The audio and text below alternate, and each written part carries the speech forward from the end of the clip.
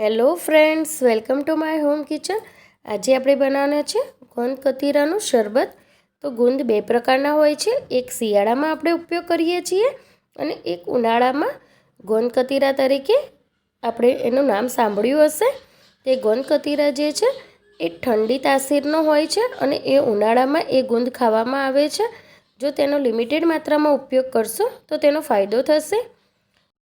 આ ગોંદ કતીરા છે મેં ઓનલાઈન મંગાવ્યું છે, પણ જો તમને ઓફલાઈન મળી જતું હોય તો તમે ત્યાંથી લઈ શકો છો.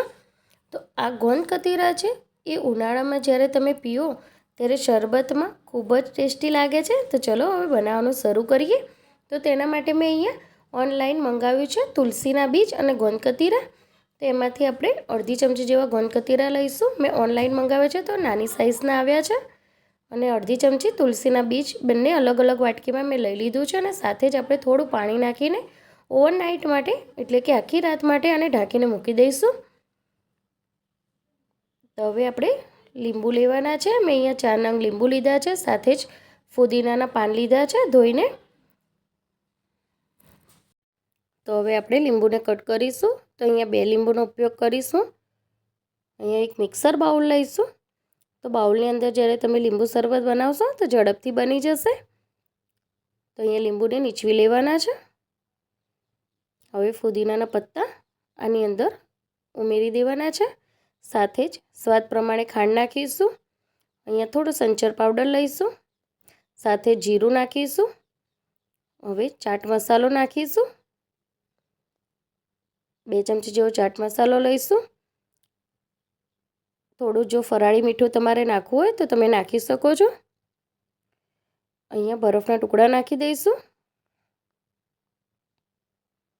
અને થોડું એટલે કે 1 ગ્લાસ જેટલું પાણી લીધું છે મેં. અને હવે આપણે ઢાંકીને અને પીસી લઈશું. તો આ શરબત પીવામાં ખૂબ જ ટેસ્ટી લાગે છે. તો જરૂરથી ટ્રાય કરજો તમે.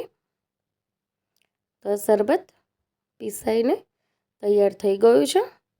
તો હવે આપણે એને સર્વ કરવાનું છે. તેના માટે પહેલાં આપણે જે પલાળીને રાખ્યું હતું ગોંદ કતીરા અને તુલસીના બીજ લાવીશું. તો અહીંયા તમે જોઈ શકો છો અડધી ચમચી ગોંદ પલાળ્યો તો મેં. તો સરસ ફૂલીને આ રીતે બરફ જેવો દેખાઈ રહ્યો છે તમને. અને સાથે તુલસીના બીજ પણ સરસ એવા ફૂલી ગયા છે. તો હવે આપણે એક ગ્લાસમાં આને સર્વ કરવાનું છે. તો કાચનો ગ્લાસ લઈશું આ રીતે. અને હવે તેમાં થોડો પહેલાં બરફ નાખીશું. તો બરફને મેં આ રીતે થોડુંક ટુકડા કરી લીધા છે એકદમ ઝીણા. હવે તેની અંદર આ રીતે તુલસીના બીજ નાખીશું. અને ગોંદ કતીરા જે પલાળીને રાખ્યો છે ત્યાંની અંદર નાખીશું 1 ચમચી જેવો.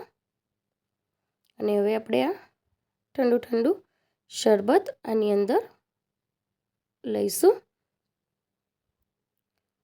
હવે બધું સરસ ચમચીથી મિક્સ કરી લઈશું. આ ઉનાળામાં આ ગોંદ કતીરાનો ઉપયોગ કરી શકો છો તમે. તો આ ઠંડુ ઠંડુ રિફ્રેશિંગ ડ્રિંક બનીને તૈયાર થઈ ગયું છે. ચલો હવે આની અંદરથી જ તમને હું દૂધમાંથી 2 ડ્રિંક બતાવું. તો અહીંયા મેં બરફ લઈ લીધો છે 2 ગ્લાસની અંદર. સાથે જ તેની અંદર તુલસીના બીજ અને ગોંદ કતીરા પણ આ રીતે નાખી દઈશું. અહીંયા મેં ગુલાબનું શરબત લીધું છે. સાથે જ ચોકલેટનું છે. તો 1 ગ્લાસમાં ગુલાબનું નાખીશું અને 1 ગ્લાસમાં ચોકલેટનું શરબત નાખીશું. અને હવે ઠંડુ ઠંડુ દૂધ વેડીશું આની અંદર. તો આને તમે દૂધમાં પણ લઈ શકો છો આ રીતે. તો સરસ એવું ફાલુદા જેવો ટેસ્ટ કરશે આ. અને બહુ જ સરસ લાગે છે. થોડું ડેકોરેશન કરીશું આ રીતે. તો સરસ એવું ચોકલેટનો મિલ્કશેક અને ગુલાબનો મિલ્કશેક પણ બનીને તૈયાર થઈ ગયું છે. તો સરસ એવા 3 મેં ગોંદ કતીરામાંથી રિફ્રેશિંગ ડ્રિંક બતાવ્યા છે. તો તમે જરૂરથી ટ્રાય કરજો. તો તમને મારી રેસીપી ગમે તો લાઈક કરો, શેર કરો અને સબસ્ક્રાઈબ કરો મારી ચેનલને. Thank you.